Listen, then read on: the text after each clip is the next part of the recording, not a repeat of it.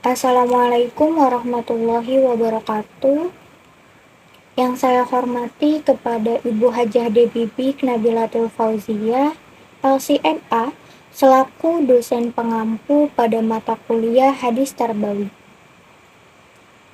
Di sini saya akan menjelaskan mengenai kepemimpinan perempuan dalam hadis. Sebelumnya, perkenalkan nama saya Ajra Emalisa Putra dengan NIM 21113111070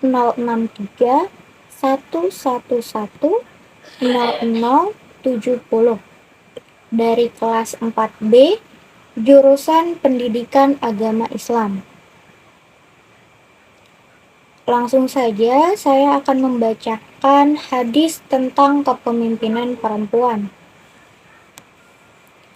Haddatsana Utsman bin Haytham, haddatsana Auf, Anil Hasan, an Abi Bakrah, qala laqad nafa'anillah bi kalimatin sami'tuha min Rasulillah sallallahu alaihi wasallam. Ayyamal jamal ba'dama kittu an al-haqqa bi ashabil jamal fa uqatila ma'ahum.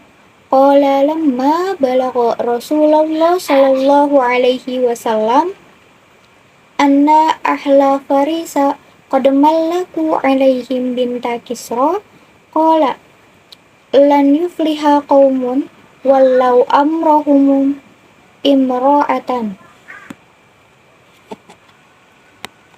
Terjemahan hadisnya yaitu Utsman bin Haytham telah menceritakan kepada kami, Auf telah menceritakan kepada kami dari Hasan dari Abi Bakrah berkata, Allah memberikan manfaat kepadaku dengan sebuah kalimat yang kudengar dari Rasulullah Shallallahu Alaihi Wasallam pada hari menjelang perang Jamal. Setelah aku hampir membenarkan mereka, Ashabul Jamal, dan berperang bersama mereka, ketika sampai kabar kepada Rasulullah SAW bahwa bangsa Persia mengangkat putri Kisra sebagai pemimpin, beliau bersabda, tidak akan beruntung suatu kaum yang menyerahkan urusan mereka kepada wanita. Hadis riwayat Bukhari. Selanjutnya, syarah atau penjelasan hadis disertai pendapat ulama. Dalam melihat pendapat para ulama tentang kepemimpinan perempuan, maka di sini akan dikelompokkan menjadi dua. Yang pertama yaitu pendapat para ulama klasik, dan yang kedua pendapat ulama kontemporer. Yang pertama dulu yaitu argumentasi ulama klasik. Menurut Imam Ahmad bin Hambal, Imam Malik, dan Imam Syafi'i, mayoritas mereka berargumentasi bahwa perempuan tidak boleh menjadi pemimpin, walaupun dalam skop yang kecil dan terbatas. Alasannya karena walau bagaimanapun, estafet kepemimpinan baik dalam skop luas dan terbatas secara substansinya adalah sama, dan yang menjadi distingsi atau diferensiasinya adalah pada wilayah atau cakupan kekuasaannya saja. Legalisasi argumentasi mereka adalah larangan Nabi Muhammad SAW melarang seorang perempuan menjadi pemimpin sebagaimana tekstualitas hadis di atas. Selanjutnya, kemudian menurut Imam Abu Hanifah, menurutnya bahwa perempuan atau wanita diperbolehkan menjadi qadhi atau hakim, namun tidak boleh menjadi hakim atau qadhi dalam perkara pidana. Sedangkan menurut Al-Khattabi, makna hadis di atas disinyalir atau mensinyalir bahwa perempuan tidak boleh menjadi pemimpin. Ini karena ketidakbiasaan dirinya menikahkan dirinya sendiri dan tidak bisa menikahkan atau menjadikan itu wakil atau wali nikah bagi perempuan lain. Kemudian menurut Imam Al-Baghawi, termasuk seorang mufassir berargumentasi bahwa perempuan tidak seharusnya menjadi pemimpin, kepala negara, atau kodi atau hakim dengan alasan bahwa seorang pemimpin atau imam pasti melakukan perjalanan keluar untuk mengatur, mengurusi, dan melaksanakan jihad. Termasuk kodi atau hakim, ia harus keluar rumah untuk mengurusi perkara yang disidangkan dan sebagainya. Padahal dalam hal ini, perempuan umumnya identik dengan aurat, sehingga pekerjaan semacam itu dirasa kurang baik dan kurang cocok dengan kodratnya. Dengan demikian, maka perempuan idealnya bekerja dalam beberapa pekerjaan saja. Selanjutnya, menurut Said Hawa, ketidakbolehan perempuan menjadi pemimpin karena sifat dan tabiat perempuan. Perempuan identik dengan kelemah lembutan, sehingga mereka dianggap kurang cakap dalam mengurusi segala hal yang berkaitan dengan kepemimpinan, termasuk sebagai bekerja secara memimpin tentara, serta mengelola sejumlah diversitas urusan-urusan lainnya, dan segala urusan ini dirasa berat dan melelahkan bagi kaum perempuan. Kemudian menurut Ibnu Jarir at-Tabari, seorang mufassir yang cukup fenomenal, beliau berargumentasi bahwa kepemimpinan laki-laki atas perempuan bukan hanya realitas pada aspek kekuatan fisik semata, tetapi termasuk pada aspek intelektual serta tanggung jawab dalam memenuhi hak dan kewajiban yang telah ditentukan oleh Allah Subhanahu wa Ta'ala, seperti membayar mahar, nafkah, dan kifayah. Sedangkan menurut Imam Az-Zamakhsyari, dikenal seorang mufassir diroyah, berargumentasi bahwa di antara kelebihan dan keunggulan laki-laki dari perempuan sehingga laki-laki lebih berhak menjadi pemimpin adalah seperti akal dan pengetahuan atau al-aql, ketegasan al-hazm, itikat dan tekadnya yang kuat al-azm, kekuatan fisik al-qudrah, secara umum memiliki kemampuan menulis atau al-kitabah, dan memiliki keberanian atau al-furusyah wa ar-ramyu. Baik, selanjutnya yaitu argumentasi ulama kontemporer.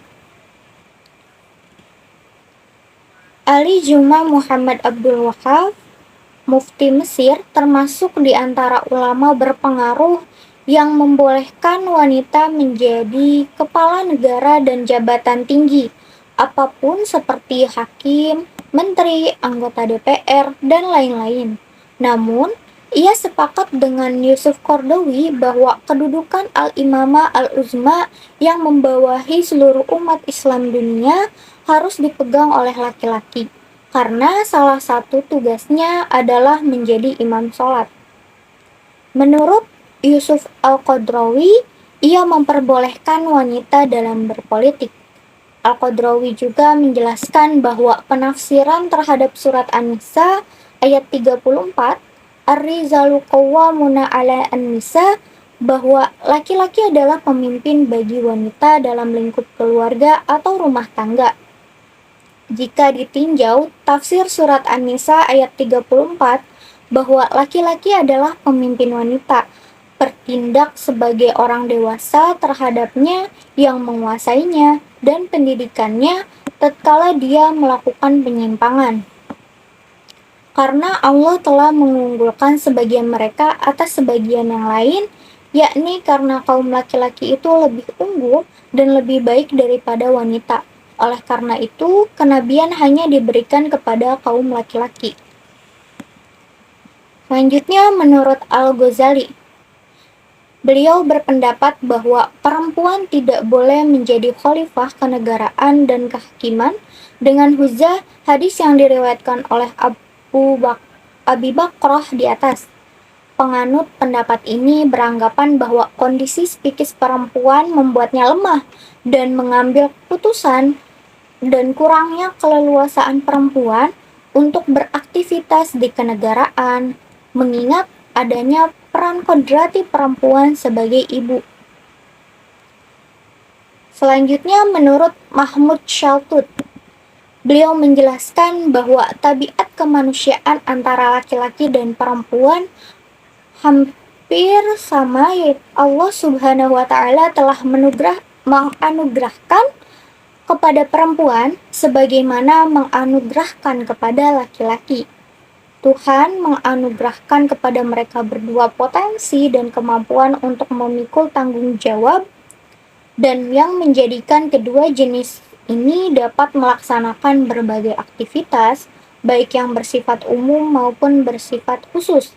Karena itu, syariat pun meletakkan keduanya dalam satu kerangka yang sama. Berikutnya, menurut Muhammad Syahid Tantowi, Syekh Al-Azhar dan Mufti Besar Mesir, beliau menyatakan bahwa kepemimpinan wanita dalam posisi jabatan ataupun tidak bertentangan dengan syariah. Saya ulangi, beliau menyatakan bahwa kepemimpinan wanita dalam posisi jabatan apapun tidak bertentangan dengan syariah, baik sebagai kepala negara atau al-wilayah al-uzma maupun posisi jabatan di bawahnya. Berikutnya, menurut Muhammad Quraisy Shihab, beliau mengatakan bahwa keistimewaan laki-laki di sini selain karena perbedaan jenis kelamin, tetapi juga keistimewaan yang sepadan dengan adanya tanggung jawab yang harus dipenuhinya kepada istri, yaitu nafkah.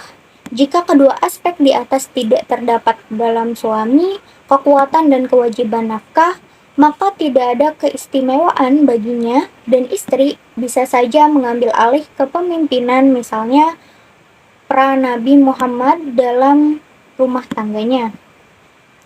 Terlepas dari berbagai distingsi dan diversitas argumentasi para ulama di atas, maka juga penting menimbang konteks turunnya atau hal yang melatar belakangi Nabi Muhammad SAW mengucapkan dan menuturkan hadis tersebut, karena yang menjadi titik poin tentang kebolehan atau ketidakbolehan kepemimpinan perempuan adalah berangkat dari hadis di atas. Oleh karena itu, sebagaimana yang telah dijelaskan tentang konteks asbab al-wurud sebelumnya, baik secara makro ataupun mikro, maka dengan demikian Nabi Muhammad SAW tidak menutup secara mutlak tentang ketidakbolehan perempuan menjadi pemimpin. Kecaman yang terdapat dalam hadis tersebut karena kepemimpinan perempuan saat itu belum dikenal luas oleh masyarakat ramai, dan kredibilitas dan kualitas kemampuan perempuan pada saat itu juga masih dipandang picik oleh mayoritas, yang mana idealnya pemimpin adalah orang yang mempunyai kekuatan atau power baik secara internal atau terkait kualitas, kredibilitas, dan kapasitasnya, maupun secara eksternal yaitu perspektif khalayak terhadapnya. Baik,